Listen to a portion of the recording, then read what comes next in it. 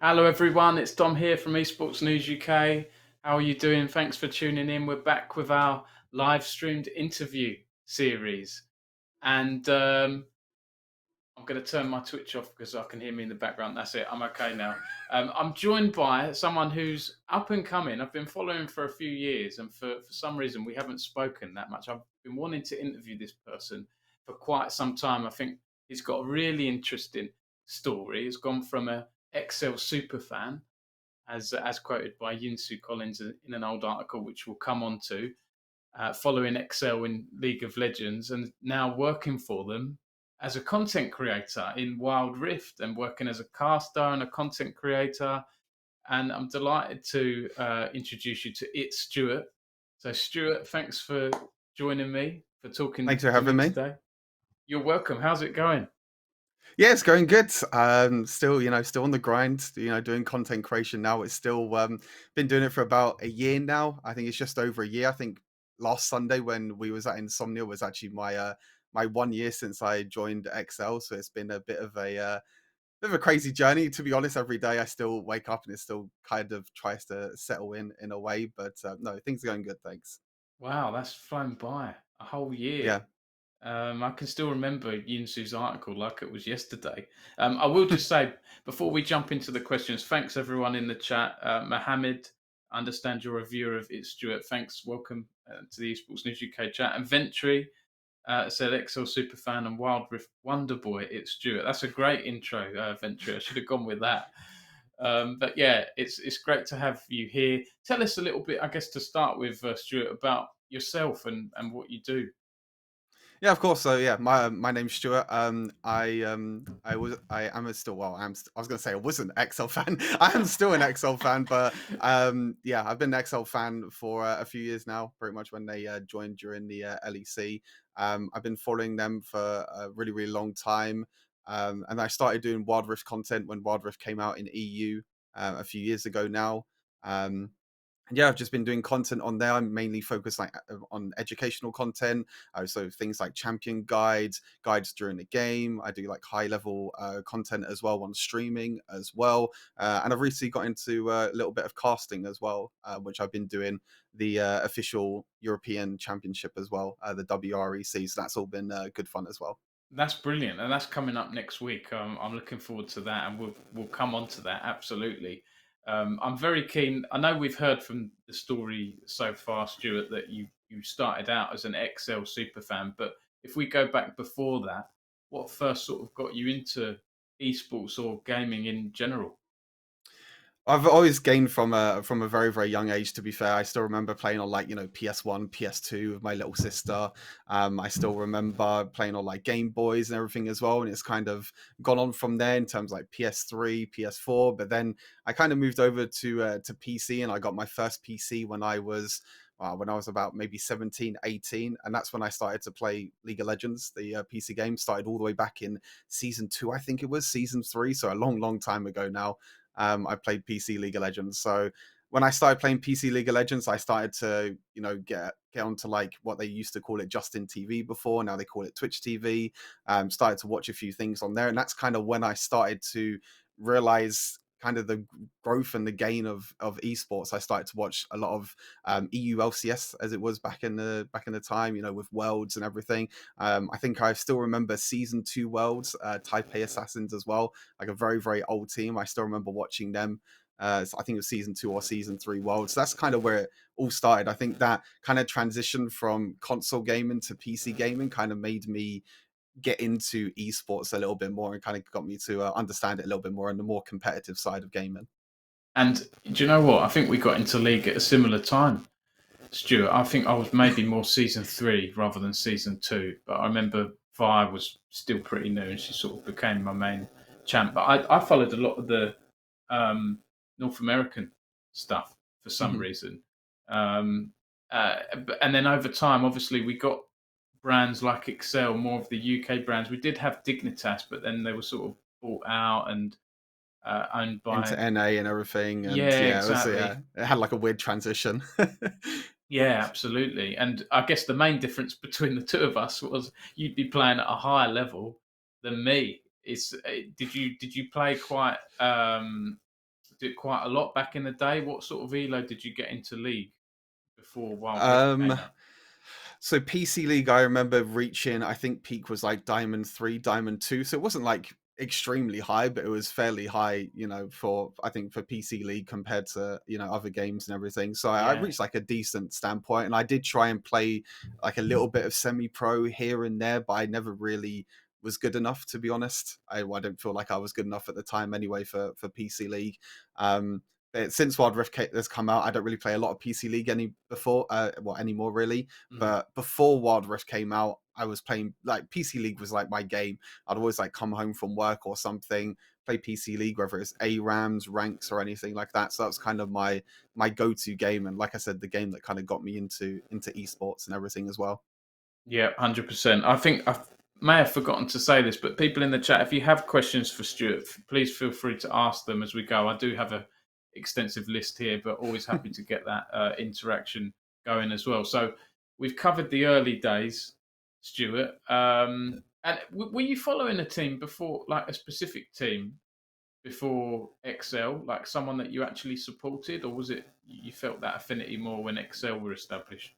Yeah, I think that's the main thing that most people ask me. But before XL, I didn't really have a team that I really felt, I guess, connected to in a way, because I'm quite a big like sports fan, football fan. My family all supports the same team, like being a loyal supporter and things like that. And kind of, I've always followed the path of like supporting your local team, the underdog story, and all that sort of stuff as well. Whereas before XL, I didn't really have that connection to a to like an esports team. Obviously, there was Fnatic, which kind of said they were like a UK team, but like kind of not a it's a bit complicated, I think, with Fnatic, to be fair. The way they About yeah. it. Yeah, exactly. Yeah, it's like they class as a UK team, but then they have other things as well. So I didn't really feel that same connection. But yeah, with XL, obviously when they announced that they were like joining LEC, I knew a little bit about them before that. I think they participated in a few insomnias that I went to, and I remember seeing their name floating about here and there on social media and everything as well. But yeah, I mean, before XL, I didn't have anything, but yeah, like I said, when XL came in, I think I just had that sort of connection straight away. Local UK org, and yeah, and all that sort of stuff as well. So that's kind of where the fan part of me really came into esports. Understood. Right, I'm just looking down because I'm going to put in this link into the chat here. This is the story that Yinsu Collins, yes, the same Yinsu who's now like a star in Valorant, uh, started out more Crazy. as a journalist, right, than the Mhm. Valorant host, but now does a bit of both. But the headline is Meet the Superfan who spent nearly £500 to watch XL at the LEC. And I remember, I think, retweeting this at the time, and it says, Meet the fan who flew 600 miles to support the British underdogs. I mean, there have been a few fans, right? I saw on the BBC documentary a few years ago around XL, which covered some other fans that had flown to the Yeah. UK, and that is the cost, right? Because you've got to pay for flights, you've got to maybe get a hotel, food and drink included. It is going to be a few £100. So I'm going to put that in the chat so people can see that. You can see what I'm talking about. But what was that like, Stuart? Because there's a picture of you with Cadril and the co-founders of XO Esports, Kieran and Joel Holmes Derby. And then, oh, it's not letting me put a link in, is it? That's annoying. Basically, if you Google Meet the Superfan, XL Esports Superfan, LEC, you'll see the article It comes up. would come up, yeah. What was it like for that, Stuart, to meet them, but also have that kind of exposure? I'm guessing you weren't expecting that to happen when you flew Oh, out. I'm no, definitely not. I mean, I flew out as kind of a I mean, I've always wanted to really like go to the LEC anyway, and I think like that was like the kind of perfect time because I think I remember at the time it was XL's like first split or maybe second split in the LEC, so it was still very early days for them. And I remember as well, I still remember quite a lot of things from that kind of week that happened. I remember before that I said, I was kind of saying on Twitter, I was like, oh, I'm going to go to Germany. I'm going to go support XL. I still remember Kieran actually sending me like a Twitter DM saying, oh, I heard you're coming to the LEC to support XL. Me and Joe are going to be there as well. Would be nice to meet up and, and have a chat and everything. So that's kind of what happened, really. I mean, I got to the LEC, I got to the hotel and everything. I mean, everything went kind of smoothly, got to the LEC studio. And when I got there, I remember standing there, and I was actually buying a XL jersey from like their first XL jersey from like they have like a little what do you call it, like a little merch booth. And I remember standing there, and at the time I was buying the XL jersey was when Joel and Kieran were behind me, and they like tapped on my shoulder and everything. It was like, oh, you sure? And I was like, yeah, you, Kieran and Joel. And then we started talking, and then they said, oh, do you want to sit with us and watch with us and everything as well? And that was when obviously Jake Boaster was the Poster. vlogger at the time as Yes. well. Yeah. So he was doing all of his vlogs and everything. So we was having a chat as well. Um, I kind of just like felt part of, we just get that feeling where you just feel part of the family straight away, sort of Yeah. thing. Obviously, like I said, as a football fan, like I spend quite a lot of money on like, traveling up and down the country and things like that, going to away games, getting season tickets and things like that. So I think when you support a team or anything like that, then it's always nice to kind of show your support as well for that team, which was my way of showing my support as well. But I think it was just made that little bit extra special that obviously Kieran and Joel were there at the same time. and then we went out afterwards as well. That's where I met Casual as well. And yeah, it was just it was a crazy experience looking back on it, to be fair. And it kind of and then like a couple of years later or a year later was when more of us went and supported, which you, like you said, you saw on the BBC documentary. Yeah, absolutely. I'm sorry if people might be watching this thinking, "Oh, whilst I'm being rude looking down." I've tried to log into the right account now so I can put this link in. So I've just put the link in. There we go. I managed to figure it out. Mohammed said, if Excel goes to have a Wild Rift esports team, will you be there? Or do you see yourself more as a content creator? Because you're doing higher tier play, right? You're doing top content. Yeah, I mean, I did compete like a little bit. In I think last year I did compete under like a few other teams, which I think is one of your things that we were going to talk about anyway, which was Mm, the whole resolve situation of competing under them for a little bit. I think it's just hard to balance both pro play and both content creation at the same time, mm, which is what I realized when I got into that situation where I was fairly decent enough and I got into the top 8 of the Origin series, is what it was called last year. But then I was thinking to myself, it's like, do I want to carry on being a pro? Do I want to be a content creator? And that's kind of when I mm. had to make my decision what path I really wanted to take. And I think, I mean, if the opportunity comes, and maybe I'll go back to being a pro. But to be honest, I think I'm quite, I guess you can say comfortable and quite, determined and everything with my content creation. But who knows? Who knows? That's a good point you've touched on there because I don't see many pro players that are amazing at pumping out their own content because they're so busy doing Yeah, scrims and other things that they'll need to do. Boaster, really, when I look at him, he's a bit of an exception because he's that personality. I think he does things that automatically get turned into clips, and the yeah. community sort of makes content around him, and he does his songs and things like that.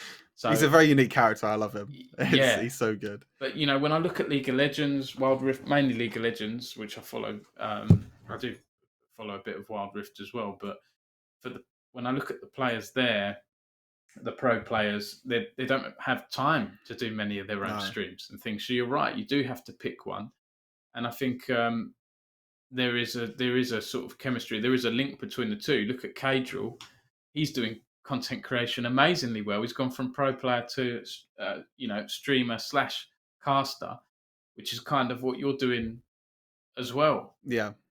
which is interesting. I mean, before we come on to some of this stuff as well, I should have asked a Mhm. little bit earlier how your career's evolved because Yinsu did a good job in her article. She said, the things you've mentioned me about supporting football, she's put in there.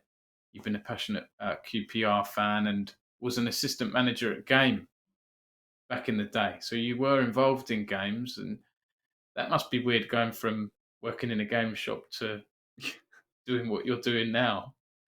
Yeah, it was I mean, I think my life has really always evolved around games, to be honest. I funny enough, I mean, I used to when I left school, I actually wanted to be a carpenter, and I did an apprenticeship for carpentry for a little bit. Um I didn't really enjoy it at the time, and then that's when this job opportunity came up for Game, which for those who don't know is like a retailer in the Mm, UK that sell games, PCs, and all this sort of stuff, and phones and everything. And I've really like I always said to myself is like if I was ever to work in retail, I would work at a game store to kind of because I always like talking to people. I was always like helping out people. That's kind of carried on with my content creation as well. Actually, funny enough, when I got into Game or when I actually joined Game, they were doing this program called like they called it the Xbox Game Masters, where they would give employees of Game, some Xbox vouchers to actually stream on Xbox platform and everything. And that's kind of where, like, I guess my streaming, I guess, journey began. Was I mm, streamed a little bit for, I guess you could say, Game or Xbox in a way. Then I did a little bit of my own personal streams as well. I mean, I've been streaming for a good few years now. I stream like PC games, console games, and everything like that. Um, that's kind of where it all started, really. The whole streaming thing was I wasn't really too confident at the start, but then I kind of got a little bit into myself, and I kind of got grew in confidence. mm, Started to stream PC League of Legends, and I talk to people now that I've actually met on my stream for years and years, and I've actually met up with a few people that I've met from my streams as well, which is a really nice feeling. yeah, from there, from like game and everything, that's kind of where like the content creation of Wild Rift started. And when I started streaming Wild Rift, I saw Mm. straight away just like an instant jump in terms of your viewers and interaction and everything like that as well. And that's kind of where it all started.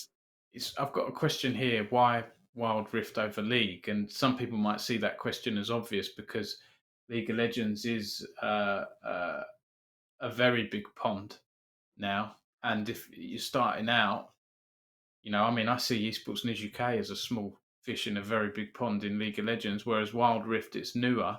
You can be a bigger fish in a smaller pond. Is that Mhm. what you decided, or was it other reasons as well? Like you like the mobile gameplay, or a mix of reasons? Yeah, I think it was just a mix of reasons. I think I kind of wanted to take a bit of a, I guess you could say, break from PC League of Legends, which I have done Mm, throughout, like many years. I've taken like a few, few months break from it, play other games as well. And when Wild Rift kind of got announced at their 10-year anniversary thing, I was like, oh, I never actually played a mobile game before Wild Rift. I guess you could call other stuff mobile games. It's kind of hard to differentiate what would you call as a mobile game or not a mm, mobile game, because you got things like Candy Crush and things like that as well. But in terms of like a competitive mobile game, Wild Rift was kind of my first one, and first time me actually trying to be competitive and try and get that experience from mobile gaming. So when I first started, playing Wild Rift, I was like, wow, this is actually, it's actually really, really good. I actually really enjoyed it from the start.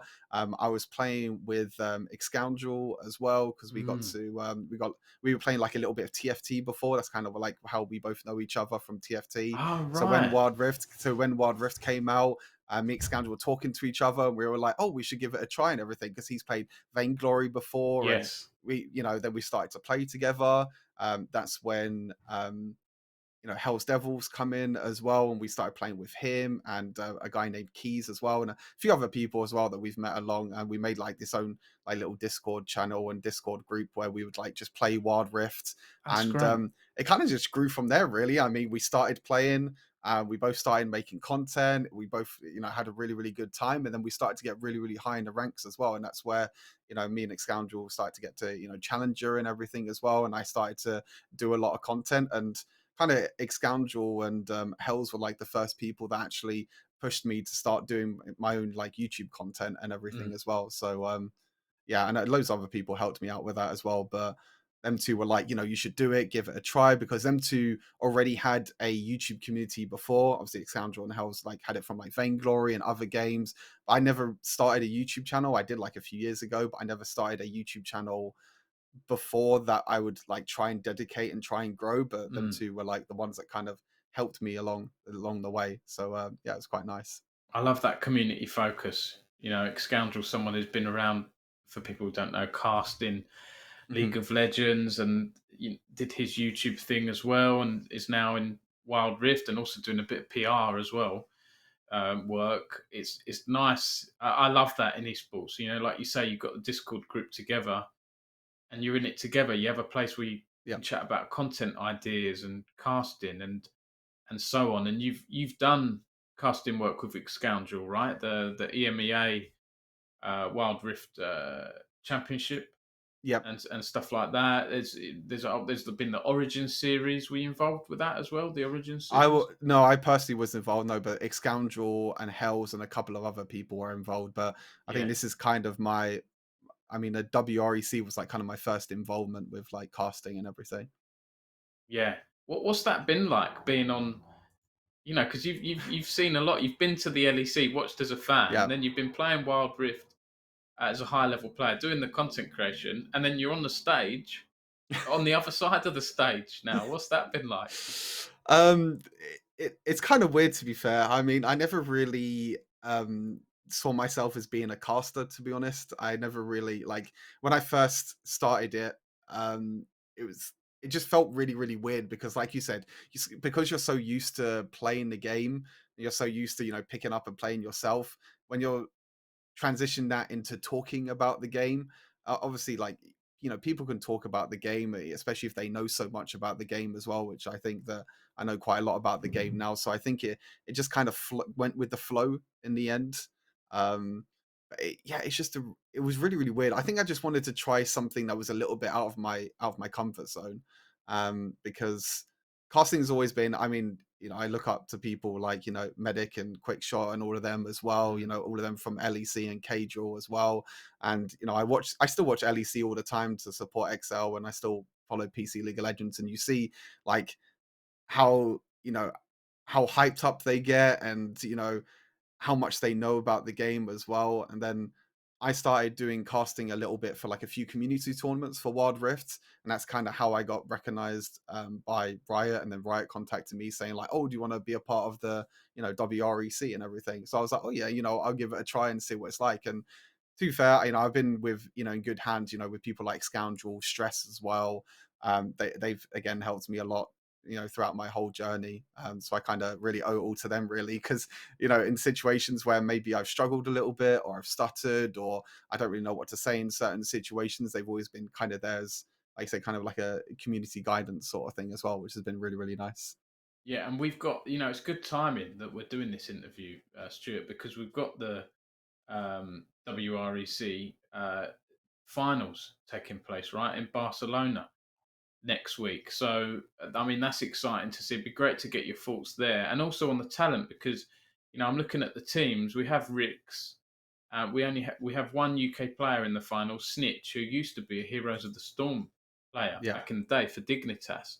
What are your thoughts on the finals? Who you feel will be up there with a chance to win? People have known me as a caster curse already. I've only been doing casting for I've only been doing casting for a few months, but I've already done a few caster curse jobs as well. But no, I mean, I'm really looking forward to it. It's the first time that I'm going to be traveling to a LAN event and everything as well. In as a caster, again, it feels really, really weird because, like you said, I've gone from traveling to a LAN as a fan to now traveling as a caster sort of thing. It Mm, feels really weird, but I think the tournament overall is going to be really, really fun. I think the regular season has been really, really good. There's been a few upsets and everything as well. Um, and yeah, we had like a little chat about all today. We got to see like the stage and everything today, which looks really, really good.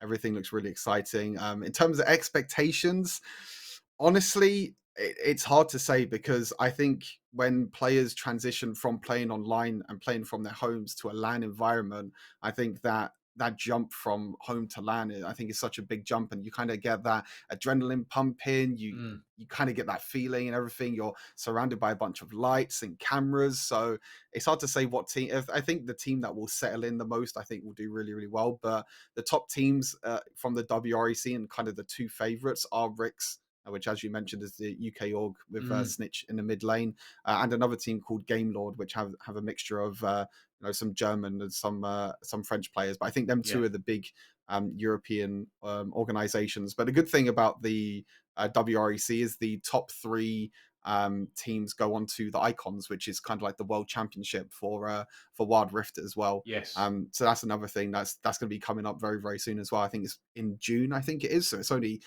crazy enough. It's only a few months away until the Yeah. World Championships in Wild Rift as well. So yeah, exciting stuff to come. Yeah, that's June 14th, apparently, in Madrid. Hmm. Thanks, Liquipedia. Shout out to Liquipedia, make my job so much easier as a journalist. You mentioned the caster curse, Stuart, and I wonder if it's an XL Esports curse, because Cadril has had all these curses, hasn't he, with the XL playoffs? I know XL's LEC team did make playoffs for the first time, which was great this Yeah. spring.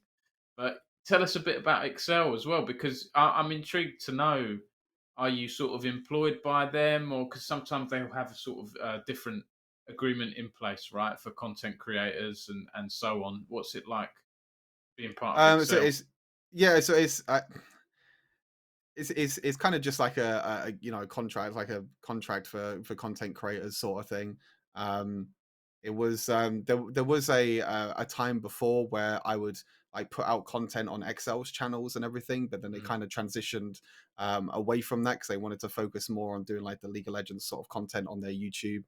So I've kind of transitioned out of that, and I'm just doing my own stuff on my own, YouTube, Twitch, and everything like that as well. So that's basically all it is. It's just like a content creation contract that that I just have to do streams, YouTube, and things like that as well, and make sure that the sponsors and everything all on that sort of on my streams and on my Yeah, YouTube as well. But no, I mean, it's completely fine. I mean, I don't. There's no problems or anything with it. And the guys at Excel have been really good from top to bottom. I've met with quite a few of them now as well, at a few events as well. Obviously, mm. they were at Insomnia as well, so I was got to have a chat with all of them. I got to spend time at the booth as well. Got to play a few games as well, which is really really fun. Um, and yeah, it's a great great bunch of people to 'Cause be a part of. we met at Insomnia. Yep. It was great. We had the BYOC League of Legends LAN, a few others, Overwatch, Valorant, CSGO, and so on. And the stand, I was impressed with the stand. We had Excel. We also had Endpoint from the UK with a stand. But it's nice to see esports organisations having their own stands rather than just taking part in the BYOC. And Yeah. I found it funny because those two uh, organisations that had their own stands weren't playing in the BYOC tournament. So almost not seeing the need to take part in that. I mean, had Excel put their first team in there, they would have just smashed everyone anyway. Oh yeah. And it's such a low sort of prize pool. I guess it didn't make sense to them. But reaching those fans, I was impressed with the stand. I did a little piece, interviewed the CEO of Excel, and had a little look around the stand and did some coverage for Esports News UK. Have you been because I know their Shoreditch office is still pretty new and still in the works. They're still developing that. Have you been there, Stuart? Are you because I know they're keen to sort of do events and things from there. I mean, they might do some Wild Rift things or content creator things in the future. Yeah, I've been there a few times. I don't think it's fully done yet. I think they're still working on it. They've been working on it for quite a long time now. But I think with the pandemic and COVID and things like that, I think it's been pretty tough for them to try and get that kind Yeah, of over the line sort of things. They're still working on it. I've been there a few times. It looks really really good. They've actually mentioned that they want to sort out like a little streaming area as well. So maybe might be going to there a few times to stream from there. And like you said, they want to do the events. They want to get the community involved as well. Hopefully do like tournaments and everything like that as well. So yeah, like you said, maybe some sort of Wild Rift events, which I think will be really really good as well. Which was actually one of the things I was kind of thinking about when walking around Insomnia and thinking about gaming events and mm, things like that as well, is that there's not really a lot of I feel like in Europe there's still not a really big mobile audience. I feel like mobile gaming in general is still not as big as PC games and everything like that as well. So I've been kind of thinking myself recently as well, like, how could I like help to get a bit more like recognition with mobile gaming as well? Because I mm, think for me, being someone that's still quite new to the mobile market as well, I've started to realize that, how accessible and how good and how enjoyable mobile gaming is yeah, now. And obviously there's a lot of companies that are putting their efforts into it as well. You got Valorant Mobile coming out soon, Rainbow Six Siege Mobile, Diablo Mobile's coming out. All these all these companies, Apex Legends Mobile as well is another one. yeah. So it's nice to see that there's loads of game companies getting involved in mobile. But maybe with mobile gaming growing a little bit in Europe, maybe we'll see some more events like XL maybe do some events, and also at some gaming conventions as well. It's an interesting discussion. I think the whole mobile esports one because it is big in parts of Asia. It has been Hmm. historically games like PUBG Mobile. I think people don't Oh realise yeah. they have massive prize pools in esports, and it is a big deal. We have well, there was Fortnite on mobile. I'm not sure if it's still on Android or not. I know the whole hoo ha with Apple, and they're not on Oh yeah. iPhone anymore. But the point is, games like that can go on mobile, and I do think with 5G and so on, it could increase. It's just I don't know. I get the feeling the culture in the UK is very console and Yeah. PC rather than mobile. Yes, we do have mobile games, and they are popular here, but on the esports side, not so much. And when I look at things like Vainglory from the older days, it was great when it first started. And then when they tried to go on PC and do the 5v5 thing, because it was 3v3 before, right? Hmm. The minute they do that, they're going up against League of Legends, and it's hard to beat League of Oh, Legends it and is. Yeah. Dota. Hmm. There were a whole bunch of MOBAs announced back in the day when League and Dota were still new, Heroes of the Storm and other ones, and they just all died because it's hard to compete with League and Dota. It's an interesting point you make. It would be nice to see more mobile focused events. Maybe XL can do a little LAN or something at their office. They've got the PCs, they'll have the space to do that. Yeah, That's a definitely. good point, I think, Stuart. Mobile gaming. It'd be interesting to see in the chat if people have an appetite for that. Um, because, right, trying to do the whole esports things with TFT and with Wild Rift, I do get the feeling the audience is a bit more casual than, some of that more hardcore League of Legends PC esports audience. But in a way, I like that. Do you think there'll be people that get into Wild Rift and then, younger people and then get into PC League from that? I think I think like you said, I think because like the UK and Europe is so like everything you see online from like Twitch streams and also YouTube, everything's all to do with consoles and PC games, and there's not really a lot of people and a lot of influencers in the mobile market. And I think that's kind of I think because the our kind of like the generation I guess that we're in, and kind of the area that we're in right now is so focused, and so everyone is so influenced by influencers at the end of the day. Mm, If these big influencers play certain games, then loads of people will jump onto it, whether they stream it, whether they do YouTube content as well. I mean, you look at all the big streamers at the moment, all of them were jumping back on like Apex Legends, for example, and then Apex Legends suddenly got into like the most popular game on Twitch and the most viewed game on Twitch. So I think it, I think it's more of a case of maybe to do with influencers and loads of people just playing a lot on PC games and console games, and maybe not a lot of people knowing about mobile games and everything.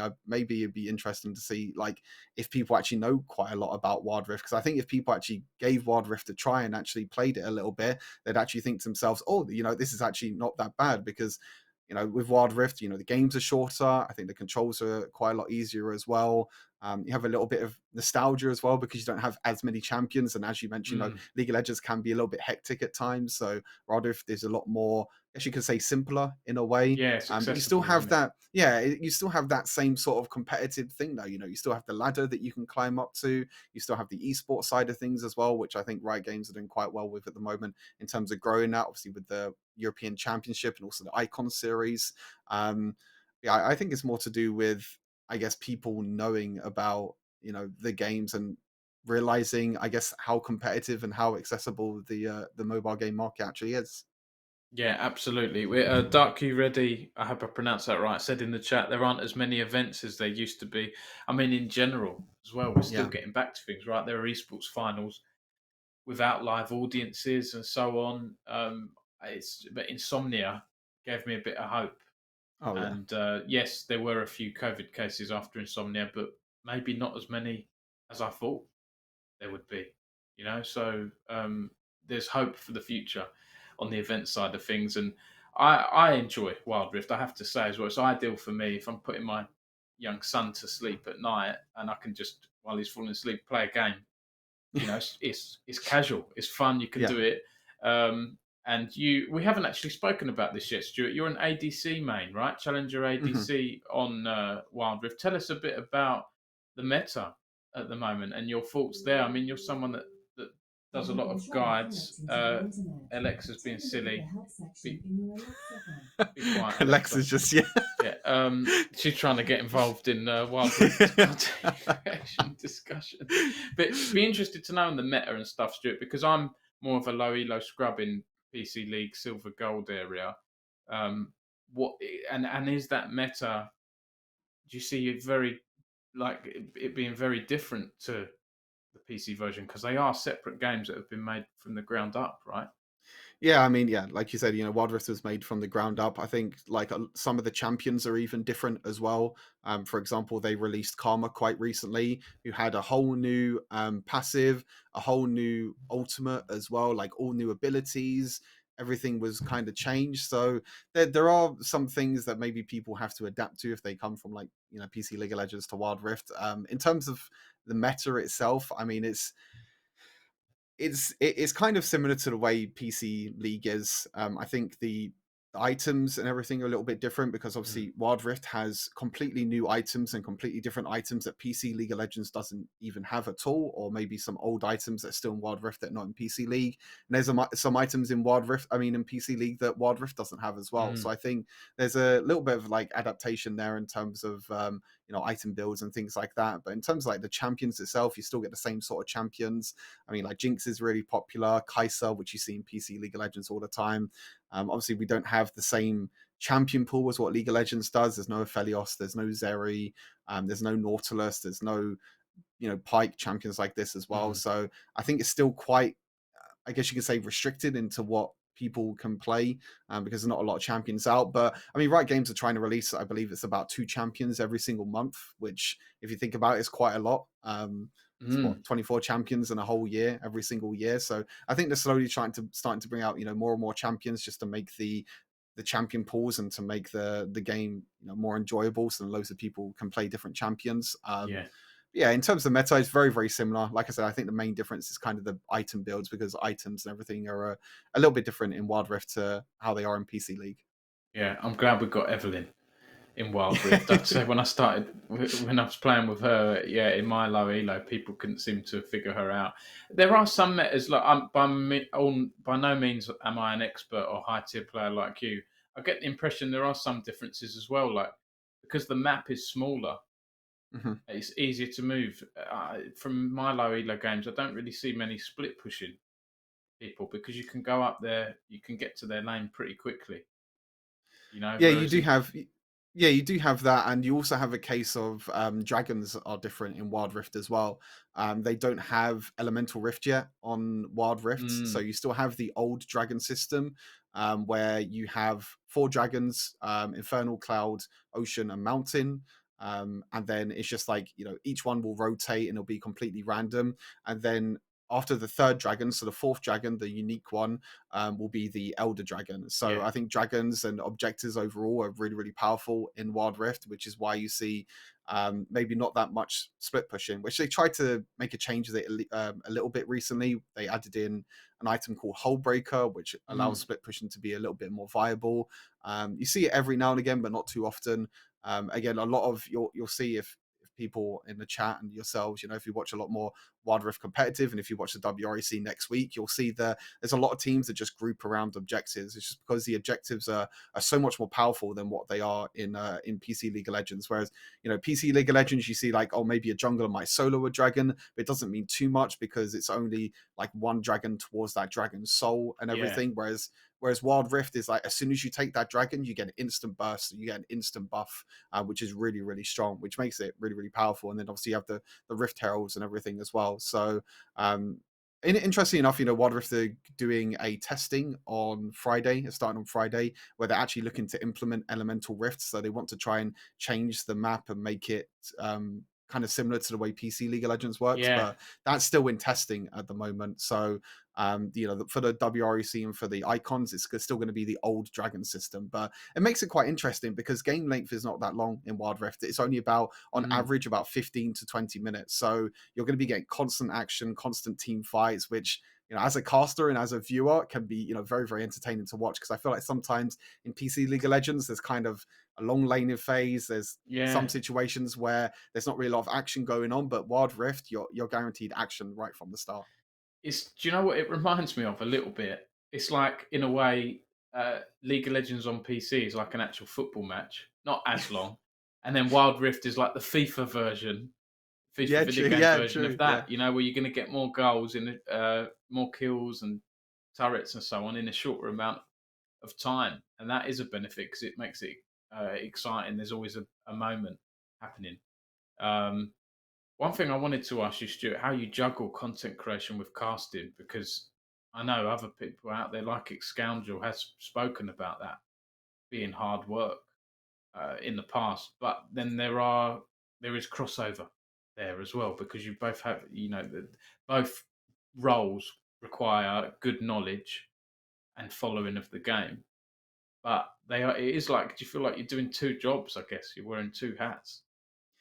Yeah, it's hard. I mean, I think for me, I'm still quite new to the whole casting thing. I mean, like I said, the whole WREC thing was like my first I guess you can call it like casting job in a way, with Riot. So I mean, hopefully I'll get to do some more in the future. But you definitely feel like at times because I mean, the difference is with casting Wild Rift is that the WREC only happened every weekend, so it was every Saturday and Sunday. We'd have like one meeting during the week, so it didn't feel as hectic as maybe if it was like LEC, for example, which is like sometimes 3-4 days. I think like the Mm. days are a lot longer as well. I definitely did feel like at times where I was like casting on a Saturday or Sunday and I wanted to stream in the evenings, that I kind of felt a little bit drained at times, and some days I had to take off to kind of refuel myself to get ready for casting for the next day. And I think people don't realize as well, a lot of there's a lot of preparation that goes into casting as well, especially when you have to have a look at the teams, maybe have a look at previous games and have a look at the way they play, so you kind of know what you're talking about, picks and everything like that as well. So yeah, I mean there is a lot of work that goes into it. In terms of balancing, it's hard at times. I have to admit, it's hard to kind of balance streaming, YouTube, casting. I also work on a website as well, which some people might know, called Wild Rift Fire, Ah, which is a website where you can actually go onto it and there's written guides for every single champion. So I like to keep that up to date as well. mm, So yeah, there's a lot of stuff to balance out, and sometimes there are situations where I won't be able to stream some days, or some days I won't be able to do YouTube and things like that. But I think I'm still trying to get like that right balance to make sure that I can still stream, do my YouTube, keep the website up to date, and also do casting as well at the same time. yeah, this has just popped into my head. I feel like there's been almost some complaints from PC League of Legends players because the models and the skins in Wild Rift sometimes look better than they do in the PC game.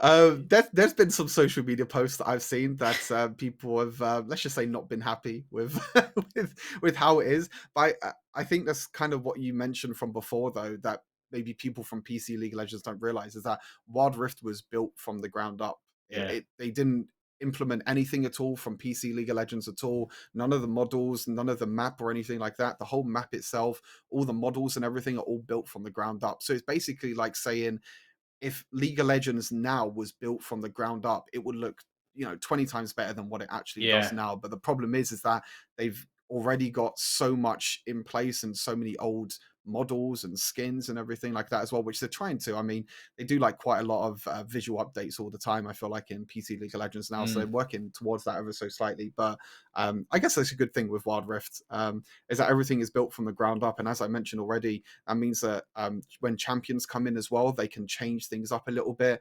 Like I said, Karma is like a completely different champion on Wild Rift. mm, Her ultimate on PC League, where she like uses, she can like use her ultimate and then her next ability gets empowered. That's as a passive. Then she has like this brand new ultimate as well, which has never been seen before, which is quite nice. Which again, it kind of, you get like that little new game feel about it as well. Even though it is still Riot Games, it is still League of Legends, and the basics are still there. Some of the champions and some of the items are a little bit different, which makes it a bit more refreshing.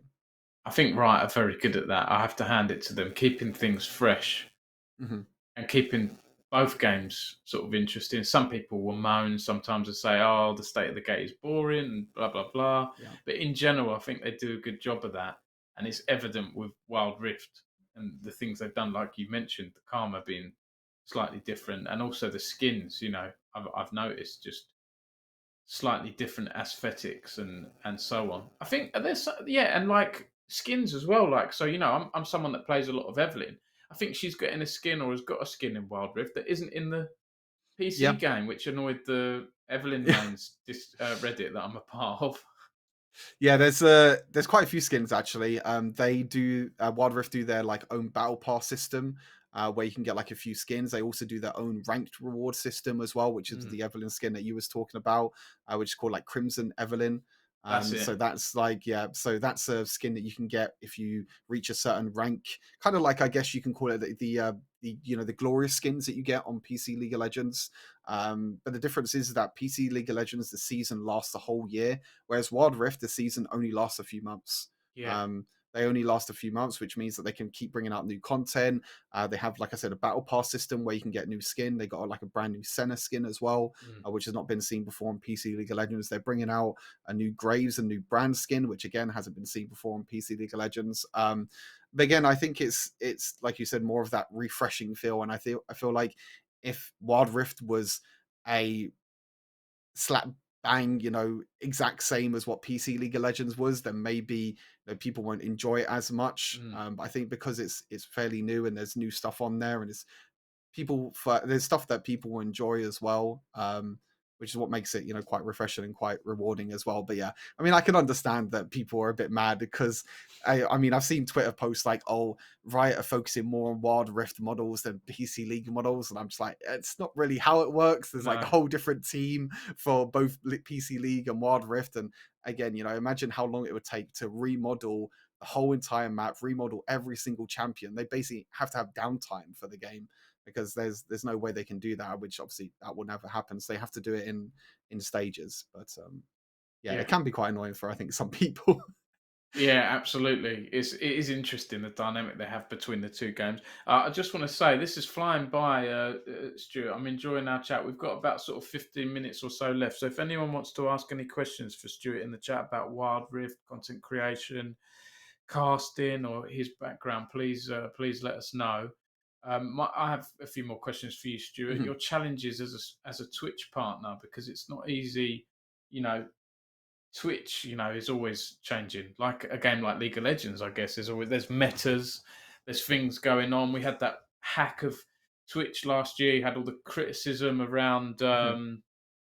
uh, you know, uh, to try and stamp down on hate raids and all of this stuff. And you've obviously got your viewers, regular viewers. You've got to be on there regularly.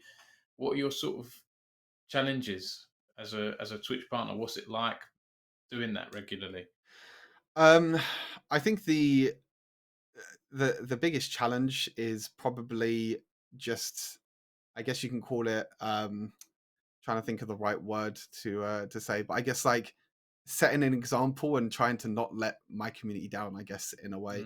Mm, Because there's so many people that come into my streams, and I'll be forever grateful for everyone that comes into my stream and everything.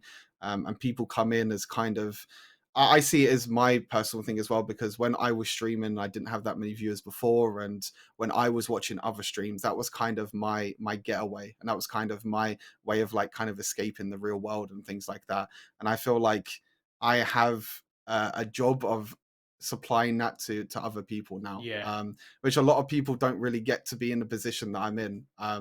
Which kind of like goes through my head every single day, and I think to myself, like, wow, it's crazy that you know I was in I was like a viewer on Twitch before, and I used to watch a lot of streams before, but now I'm in a situation where it's like I'm the one that's actually streaming, and I got to keep myself consistent. I think that's another thing as well, is keeping consistent. I think is the main challenge as well, which some days I won't be able to stream, maybe because I'm casting. Obviously with Barcelona I'm going to be there for a whole week, so I probably won't be able to stream or do anything for a whole week. Mm. Well, we which is difficult at times, because I still enjoy it every single day. I still enjoy streaming. I still enjoy interacting with as well. And I think my main goal from the start of Wild Rift was to always like help out people. I've always been the sort of person that wants to help people out, whether it's to do with guides or you know helping people out mentally and things like that as well.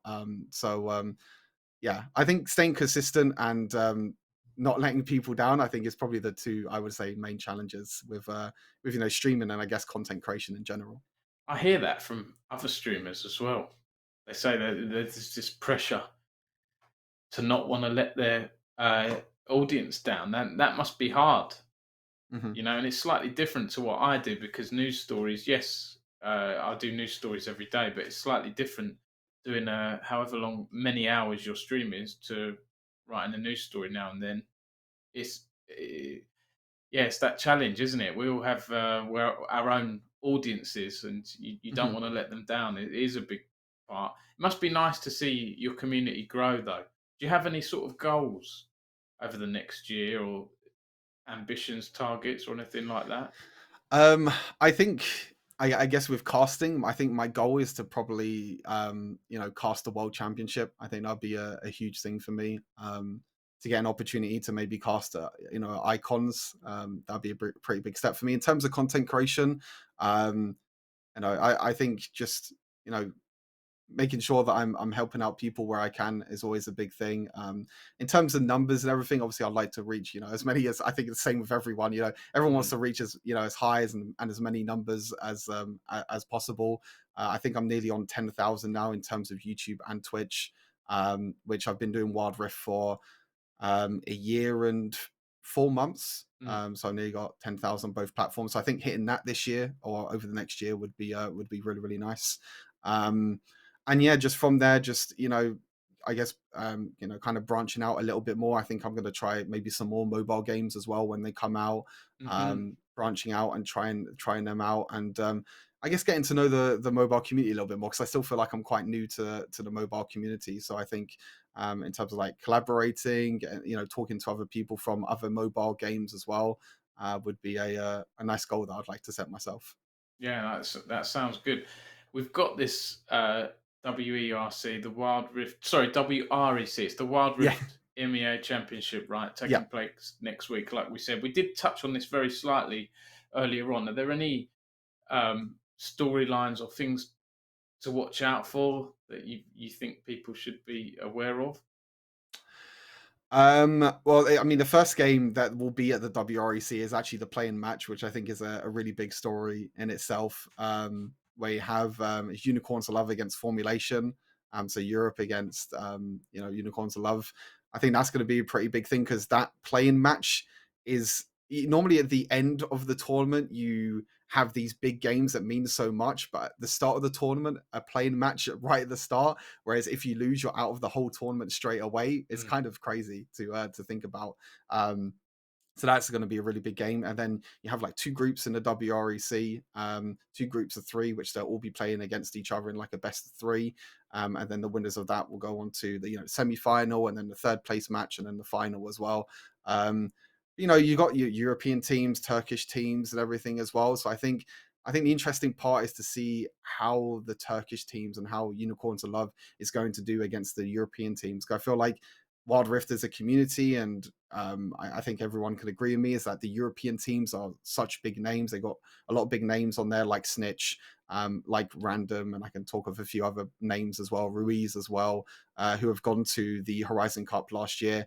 Um, I think the interesting part is I mean, I don't really know what to expect myself. I mean, I'm going to watch this week a few of the Turkish games to see how they play and everything as well. But I'm excited to see the Turkish teams to see how they're going to, perform against all these big mm. European teams and maybe cause an upset. Everyone loves an upset, I think, at the end of the day. So it'd be nice. And like I said, top three teams get to go to Worlds as well. So three spots for Europe is quite nice, and it's going to be exciting to see who's going to be able to make it there. It is a good number of spots because there aren't that many teams taking part, right? 7 teams. I think Sorry, I five think for group stage, two in play-ins. Yeah, so like six overall once the play-ins is done. Yeah, so basically half of them teams is going to Worlds, Yeah, which that's if you think great. about it is yeah, it's a really really good number. So, I think Ricks will be disappointed if they don't get through. So I'll be following and supporting them. That's Uh, that's normally the team that I cast to curse as well. It's always the team. I mean, Rix has been this sort of team. I mean, I can quickly talk about Rick. Like Rix has been this sort of team where last year in the Origin series, they won every single monthly final, but when it got to LAN and when it got to that qualification into the Horizon Cup where they were in the final against Team Queso, they just completely dropped and they completely, I guess, flopped in a way you can say.